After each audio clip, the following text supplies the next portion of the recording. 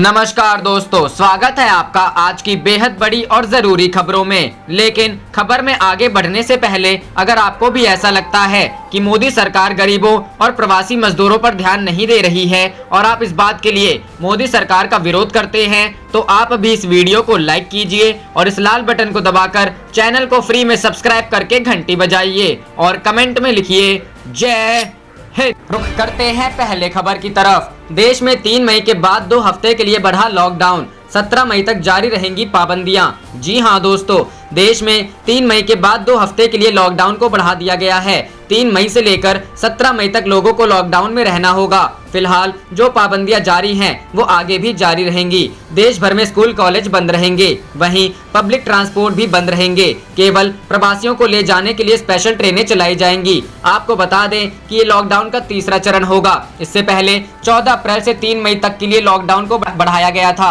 वहीं 24 मई को प्रधानमंत्री नरेंद्र मोदी ने 3 हफ्ते यानी 14 अप्रैल तक के लिए लॉकडाउन लागू करने का ऐलान किया था। रेड जोन में रहने वाले लोगों को अपने मोबाइल पर आरोग्य सेतु ऐप डाउनलोड करना अनिवार्य हो गया है और घर घर की निगरानी की जाएगी। वहीं ऑरेंज और ग्रीन जोन को रियायत मिलेगी। वहीं ऑरेंज जोन में वाहनों को 2 जिलों के बीच सीमित गतिविधियों के लिए अनुमति दी जाएगी। 4 पहिए वाले वाहनों में अधिकतम 2 यात्री होंगे। इसके अलावा 2 पहिया वाहनों को भी अनुमति होगी। ग्रीन जोन में लॉकडाउन के सभी नियमों का पालन करते हुए रेड या ऑरेंज जोन जैसी सख्ती नहीं रहेगी और कुछ सीमित गतिविधियों की इजाजत दी जाएगी। ग्रीन जोन के लिए सबसे बड़ी राहत की खबर है कि इन जिलों में 50% क्षमता के साथ बसें भी चलाने की इजाजत दी गई है। रुख करते हैं अगली खबर की तरफ। देश भर में 2 और हफ्ते जारी रहेगा लॉकडाउन। ग्रीन जोन में मिलेंगी कई रियायतें। जी हां दोस्तों, कोरोना वायरस को लेकर देश भर में जारी लॉकडाउन को सरकार ने 3 मई के बाद 2 और हफ्ते के लिए बढ़ाने का फैसला किया है। लॉकडाउन का दूसरा चरण 3 मई तक जारी रहने वाला था, जिसे सरकार ने 2 और हफ्तों के लिए बढ़ा दिया है। अब 17 मई तक ये लॉकडाउन जारी रहेगा। केंद्रीय गृह मंत्रालय ने कहा कि कोविड-19 पर स्थिति की व्यापक समीक्षा करने के बाद यह फैसला लिया गया। एक आधिकारिक बयान में कहा गया है कि मंत्रालय ने 4 मई से 2 हफ्तों की अवधि के लिए लॉकडाउन बढ़ाने का आदेश आपदा प्रबंधन अधिनियम 2005 के तहत जारी किया है। उल्लेखनीय है कि लॉकडाउन का प्रथम चरण 25 मार्च से 14 अप्रैल का था, जिसे बाद में बढ़ाकर 3 मई किया गया था। लॉकडाउन के नए दिशा निर्देशों के तहत अभी भी कुछ गतिविधियों पर रोक रहेगी। लॉकडाउन की विस्तारित अवधि के दौरान विमान, रेल, मेट्रो से यात्रा और सड़क मार्ग से अंतरराज्यीय आवागमन तथा स्कूल कॉलेज बंद रहेंगे। बता दें कि शुक्रवार को ही सरकार ने लॉकडाउन के मद्देनजर अलग अलग जगहों पर फंसे मजदूरों और छात्रों को निकालने के लिए विशेष ट्रेनें चलाने का फैसला किया था। इस अवधि में विभिन्न गतिविधियों को चलाने के लिए गृह मंत्रालय ने नए दिशा निर्देश भी जारी किए हैं, जो देश के जिलों को कोरोना के बढ़ते खतरों के अनुसार रेड, ऑरेंज और ग्रीन क्षेत्रों में बांटने के आधार पर किया गया है। सरकार ने कहा कि ग्रीन और ऑरेंज जोन में आने वाले जिलों को कई तरह की रियायतें भी मिलेंगी। रुख करते हैं अगली खबर की तरफ। संकट में मजदूर, ये रुके तो देश रुक जाएगा। राहुल प्रियंका ने श्रमिकों को किया सलाम। जी हां दोस्तों, अंतर्राष्ट्रीय मजदूर दिवस के अवसर पर आज हर कोई श्रमिकों को सलाम कर रहा है।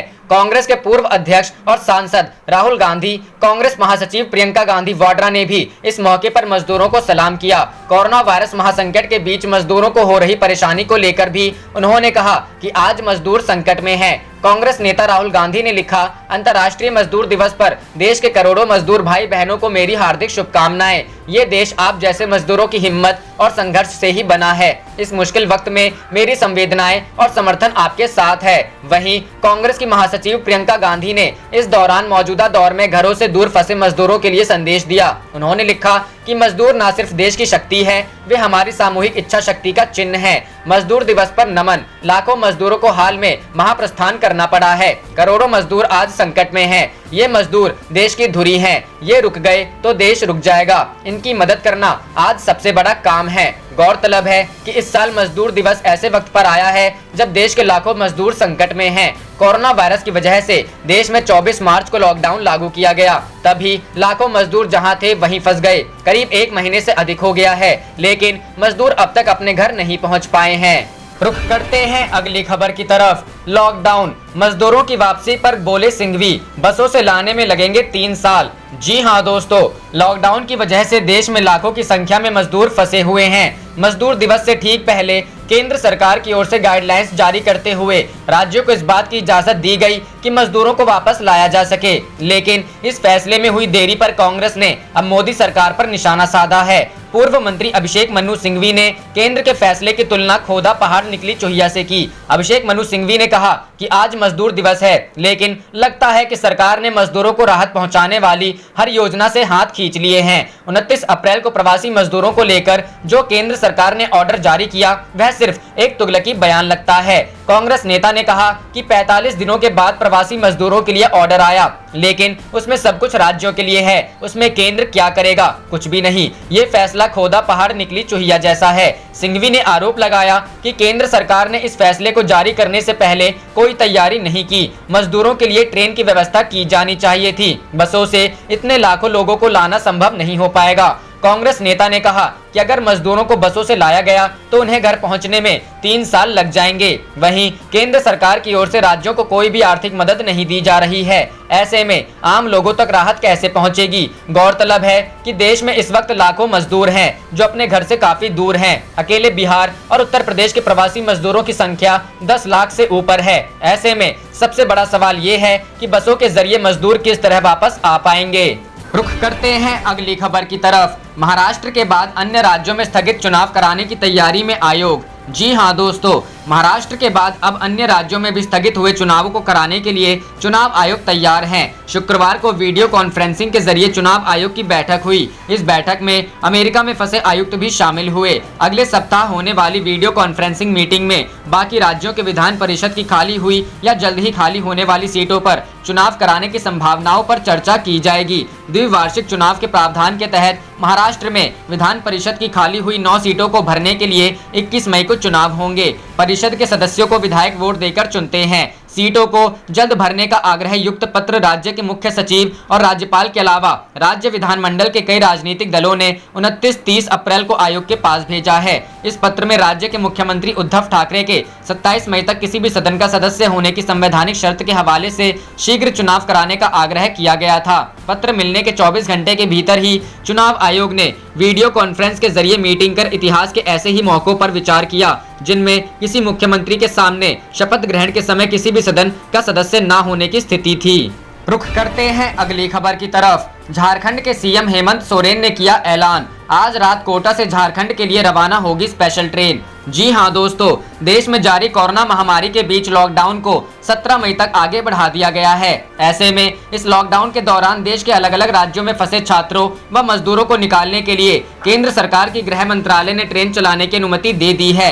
झारखंड के सीएम हेमंत सोरेन ने ऐलान किया है कि आज रात 9 बजे कोटा से झारखंड के लिए स्पेशल ट्रेनें रवाना होंगी। सीएम हेमंत सोरेन ने कहा कि रांची और आसपास के जिलों के लिए जहां आज एक ट्रेन यात्री 9 बजे चलेगी, वहीं धनबाद एवं उसके आसपास के जिलों के लिए कल रात्रि 9 बजे ट्रेन खुलेगी, जिसका विवरण संलग्न है। इन छात्रों को लाने का किराया राज्य सरकार ने अपने मद से वहन किया है। इसके अलावा बता दें कि झारखंड के मुख्यमंत्री हेमंत सोरेन ने बृहस्पतिवार को कहा कि राज्य में विगत 2 दिन में मात्र 2 कोरोना वायरस संक्रमित मरीजों की पहचान हुई है, जो बहुत राहत की बात है और इससे हमारा विश्वास दृढ़ हुआ है कि राज्य बहुत जल्द कोविड-19 के संक्रमण से मुक्त हो जाएगा।